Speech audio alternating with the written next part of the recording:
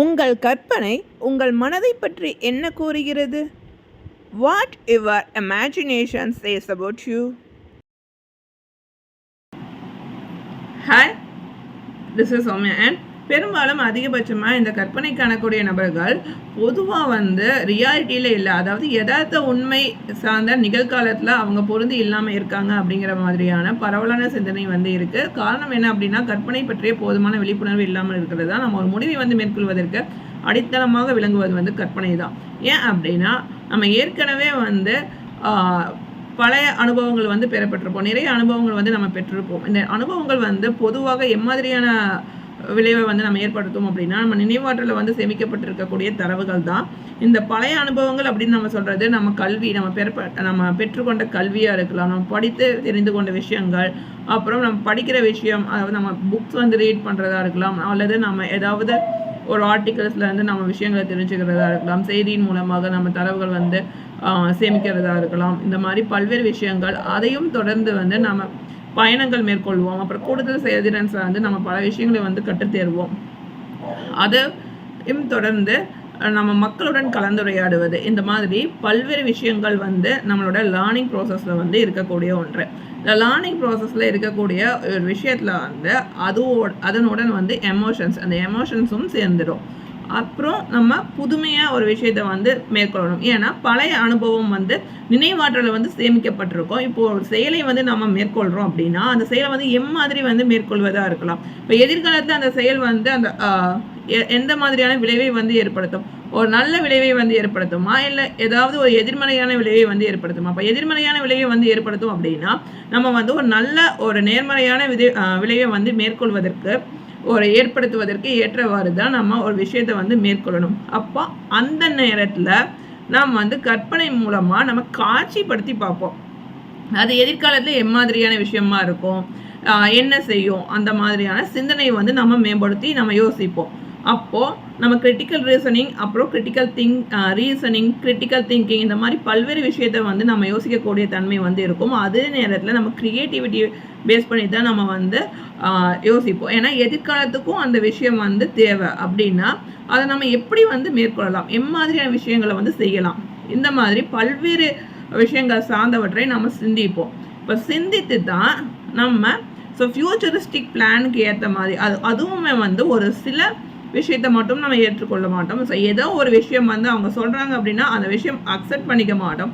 அது ப்ராப்பராக நம்ம அதை சரியா இல்லையா, அதை செய்யலாமா வேண்டாமா, இந்த மாதிரி பல்வேறு கோணத்தில் அதை யோசிச்சுட்டா அப்போ அது சரியாக இருக்கும்னா, நம்ம யாராவது ஒரு விஷயம் சொல்கிறாங்க அப்படின்னா நம்ம அதை கண்மூடித்தனமாக நம்ம அக்செப்ட் பண்ணக்கூடாது. ஸோ அதை சரியாக இருக்கா இல்லையான்னு பல்வேறு கோணத்தில் அதை நம்ம சிந்தித்து செயல்படுவதற்கு ஏற்ற ஒரு தன்மையையும் நமக்கு இந்த சிந்தனை ஏற்படுத்தும். அதற்கு பின்னால் இயங்கக்கூடியது தான் இந்த கற்பனை. ஏன்னா அவர்கள் சொல்லும் போது அந்த விஷயத்தை பற்றி நம்ம காட்சிப்படுத்தி பார்ப்போம். அந்த காட்சிப்படுத்துதல் தான் நம்ம ஒரு முடிவை மேற்கொள்வதற்கு அத்தியாவசிய தேவையாக இருக்குது. இது சாதாரண விஷயத்த மட்டும் இல்லாமல் இது கூட learning, emotions, creativity, decision making, personal growth, இந்த மாதிரி பல்வேறு நிலைப்பாடுகளையும் நம்ம யோசிச்சு தான் ஒரு முடிவை மேற்கொள்கிறோம். அந்த முடிவை மேற்கொள்வதற்கு அடித்தளமாக இருப்பது இந்த கற்பனை தான்.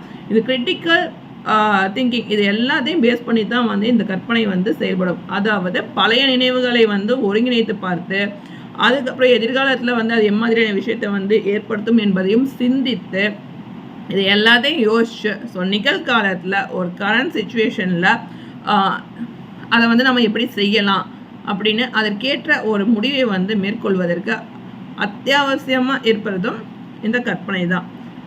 இது காக்னிட்டிவ் சைக்காலஜியில் இது ஒரு நார்மல் திங்கிங் அப்படின்னு சொல்லப்படுது. அதாவது அறிவாற்றல் சார்ந்த உளவியலில் இது ஒரு மிகவும் அத்தியாவசியமான ஒன்று அப்படிங்கிறதும் சொல்லப்படுது. ஏன்னா புதுமையான படைப்புகளை நம்ம மேம்படுத்துவதற்காகவும் இருக்கலாம். ஸோ புது விஷயங்களையும் நம்ம கொண்டு வருவதற்கு, புதுமையான கண்டுபிடிப்புகளை உருவாக்குவது, ஏற்கனவே கண்டுபிடித்த விஷயத்தை ஒரு மாடிஃபை பண்ணி ஒரு புது விஷயத்தை அதில் ஒரு புதுமையை புகுத்துவதற்கு, பழைய காலத்தில் கண்டுபிடிச்ச ஒரு விஷயத்த, ஒரு தொன்மையான ஒரு விஷயத்த இந்த காலத்தில் நிகழ்காலத்தில் இருக்கக்கூடிய மக்கள், அந்த மக்களுடைய மைண்ட் செட் என்ன மாதிரி இருக்குது, அப்போ அவங்களுக்கு அதை அந்த பொருட்களை நம்ம எம்மாதிரி கொண்டு போய் சேர்க்கணும், அப்போது அதில் பல்வேறு நிலைகளை நம்ம மாறுபடுத்தி தான் கொண்டு போய் சேர்க்க முடியும். அப்போது என்ன மாதிரியான விஷயங்கள்லாம் வந்து நாம் இதில் மாற்றலாம், ஸோ புதுமையை புகுத்தலாம்.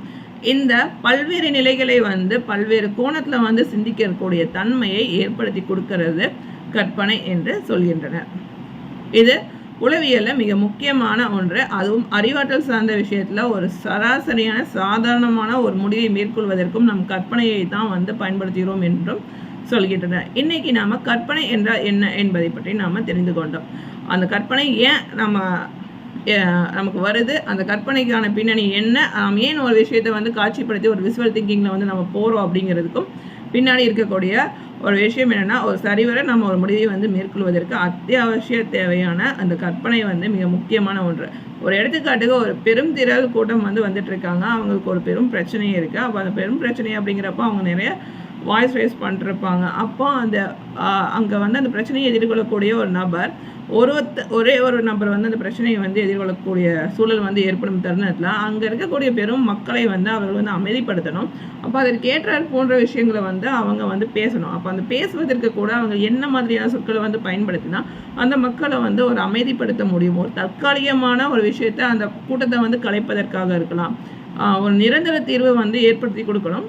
அந்த நிரந்தர தீர்வை வந்து அடிப்படையாக வைத்து தான் அந்த நபர் வந்து அப்போ அந்த மனிதர்களிடம் வந்து பேச்சுவார்த்தை வந்து நடத்த முடியும். அப்போ என் மாதிரியான பேச்சை வந்து அவர்கள் மேற்கொண்டால் அந்த விஷயத்தை வந்து தற்காலிகமாக ஒரு தீர்வு காண முடியும். அப்புறம் வந்து ஒரு நிரந்தர தீர்வை வந்து ஏற்படுத்துவதற்கும் எம்மாதிரியான முடிவை வந்து மேற்கொள்ளலாம் என்பதும் கூட ஒரு சமயத்தில் ஒரு நபர் வந்து சிந்தித்து செயலாற்றினா மட்டும்தான் ஒரு பெரும் கூட்டத்தில் வரக்கூடிய ஒரு பிரச்சனையை வந்து நிறுத்துவதற்கும் காரணமாக அமையும். அப்போ அந்த நேரத்தில் வந்து ஒரு கிரிட்டிக்கல் திங்கிங், அந்த ஒரு கிரிட்டிக்கலான ஒரு சிச்சுவேஷன் வந்து வரும் தருணத்தில் அந்த பிரச்சனையை எதிர்கொள்ளக்கூடிய நபர் வந்து ஒரு கிரிட்டிக்கல் திங்கிங் பேஸ் பண்ணி இருக்கிறாங்க அப்படின்னா அவங்க கற்பனையில் அந்த காட்சியை வந்து ஒருங்கிணைத்து பார்ப்பாங்க. அப்போ என்ன மாதிரியான விஷயத்தை வந்து பேசணும், எந்த சிந்தனையை வந்து சரியாக இருக்கும் அப்படிங்கிறதும் அவங்க சிந்தித்து தான் அந்த இடத்துல முடிவெடுத்து அந்த மக்களுடன் அவங்க பேசணும். அதற்கேற்றார் போன்ற சொற்களையும் வந்து அவர்கள் பிரயோகிக்கணும்.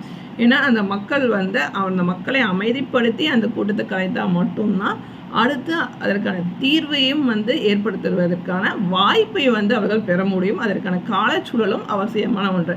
அந்த ஒரு காலச்சூழலை வந்து தேடிக்கொள்வதற்கும் அதற்கான வாய்ப்பை ஏற்படுத்தி கொள்வதற்கும் கூட அவர்கள் பேசக்கூடிய அந்த விதம் தான். அந்த விதத்திற்கு பின்னால் வந்து மிக முக்கிய தன்மையாக இருக்கக்கூடிய ஒரு விஷயம் என்ன அப்படின்னு பார்த்தோம்னா கற்பனை. ஓகே, அடுத்து வேறொரு காணொளியில் நம்ம வேறொரு விஷயத்தை பற்றி நம்ம தெரிந்து கொள்வோம். இந்த வீடியோ பிடிச்சிருந்தால் லைக் பண்ணுங்கள். இது வரைக்கும் நீங்கள் சேனலுக்கு சப்ஸ்கிரைப் பண்ணி மறக்காமல் சேனலுக்கு சப்ஸ்கிரைப் பண்ண நோட்டிஃபிகேஷன் பெல் ஐக்கனை கிளிக் பண்ண மறக்காதீங்க. வீடியோ பிடிச்சிருந்தால் லைக் பண்ணுங்கள். இது யாருக்கு யூஸ்ஃபுல்லாக இருக்குமோ அவங்களுக்கு ஷேர் பண்ணுங்கள். Signing off Soumya and bye. Thanks for வாட்சிங்.